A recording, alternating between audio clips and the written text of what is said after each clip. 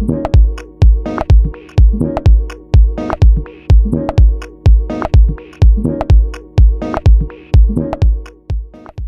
guys, this is going to be a short introductory video introducing you to Flipgrid and how you might be able to use it for your asynchronous or synchronous learning. Flipgrid is essentially a website, or it has an app as well, that allows teachers to create grids and facilitate video discussions. Teachers will create these grids, and they're like message boards where they can pose questions, which are called topics, and of course students can respond to those with videos or messages that appear in the tiled grid display. All right, guys, let's go ahead and jump in. What's great about this, it's totally free. If you're an educator, you can see you clearly have two options. One, if you want to sign up, if you've never used it before, you can sign up with Google or a Microsoft account. If your school is Google, you're going to just use signing up with Google. I already have an account, so I'm going to just take us right in. The educator login, sign in with Google. It'll ask you to, verify your account with your school Google account, and then you're in. All right, let's go ahead and check out and see what's new, as they're always updating. This is as recent as August 5th. I'm not going to go ahead and show you the video now, but let's see. New features. Looks like they have some new boards, some new creative fonts, new filters, frames, stickers. So it really makes it an interactive and kind of a fun experience, especially on the student's end. All right, when you first get successfully logged into Flipgrid for the first time, you'll see 6 different drop-down menus. You have discussion, discovery, activity, mixtapes, shorts, and grid pals. In all honesty, I've only ever used Flipgrid for discussion, but I will kind of review quickly some of these features. So the discussion, the first drop down, you will see, well, you won't see this if this is the first time you're using it, but this is how you organize your discussions. So you first create the group, and you can see, for example, I've created several groups here. Used this for an elective group in engineering last year, and created several different topics. Topics are going to be your subheadings within your groups, and then I push those out to the different groups, and then obviously the students will see these and respond via video and respond to one another, and they can go ahead and check out each other's work. Let me just show you an example of one. So you create this topic, and I'll show you how to do that here in a bit, and then you'll have your students respond to the question via video, and then go from there. Second drop down is discovery. Kind of a nice feature if you want to use the community, Flipgrid community, to start a discussion, or even borrow some of the discussions that have already been created for you. So if there's something in science you may be working on, you might be in your best interest to do a search and see if there's something out there, and then you can borrow, make it your own, steal some ideas, so to speak. So again, I haven't used this too much, but you can see it's organized into topics, and you can simply search for it by subject, by audience. You can break it down by grade levels, and then obviously search specific topics for something. Your activity dropdown will just show you, after you start using it and creating discussions and topics, it'll just show you, when the students respond. It'll show you the number of views. It'll give you different features like, achievements. I don't really pay attention to any of these things, but on the student's end, I think they would be interested in these kind of things. Mixtape, have not used yet. I think this is fairly new. I haven't seen this before, but apparently with Mixtape, you can add several videos and put them together to create this mixtape video from any of your topics, so you can kind of put those together. Again, I'm not going to really focus on some things that are new. This is just more of an introductory. All right, Shorts is a really nice feature. It's just basically using the power of the Flipgrid camera to record videos and just capture yourself and easily share them out with anyone at any time.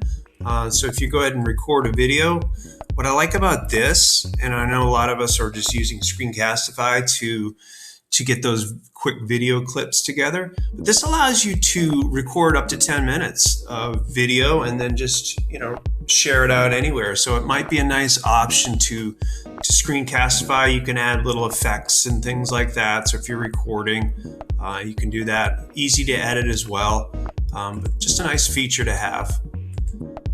And then the last one, Grid Pals. This is fairly new. I haven't seen this before, but it's just a way to connect with other Flipgrid educators in classrooms. Might be a nice kind of fun thing to do if you ever use, ePals before. I know I have a few years back where we, got in contact with people in Europe.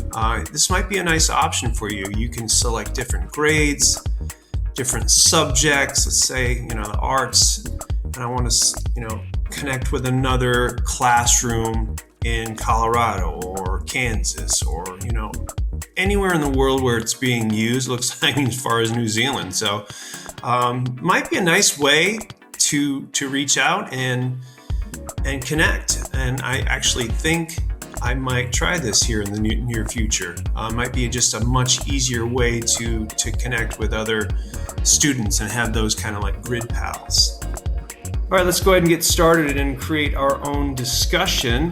They do suggest starting a discussion by creating a topic and then organizing it. I like to actually create the group first. So when you create your group, you're going to start thinking about, well, do I want to create a grade level? Do I want to do it as a content area? I'm going to create one for our tech mentors because we're going to use this week.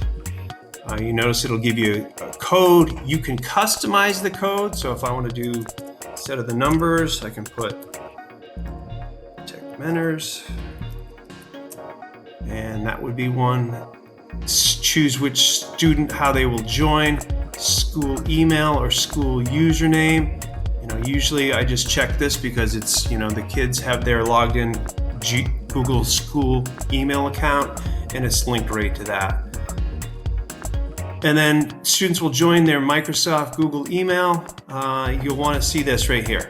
Okay, add the email's domain, and the domain should pop right up here, especially if you're a teacher within our district. You'll see the same thing, and students will see that as well.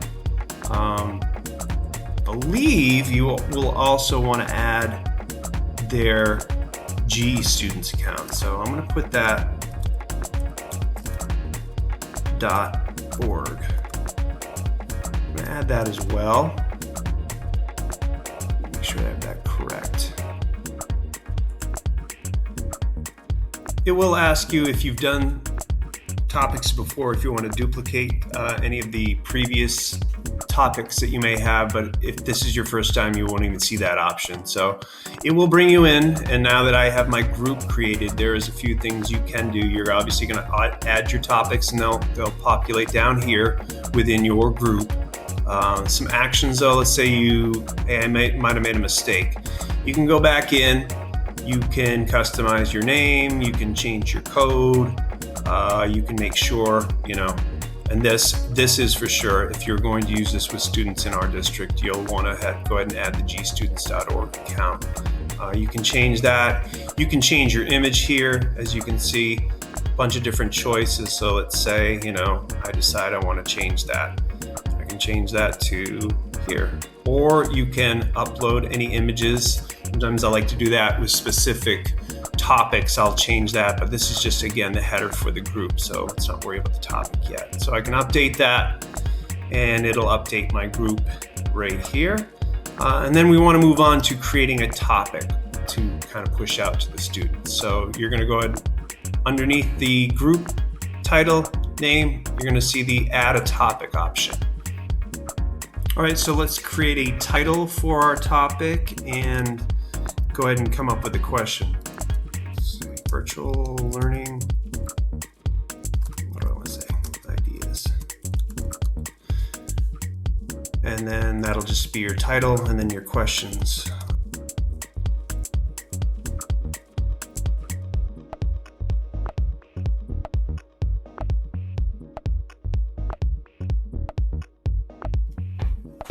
You can do a few things. You can change that. You can throw in a link here, but I'm just going to keep it a straightforward question.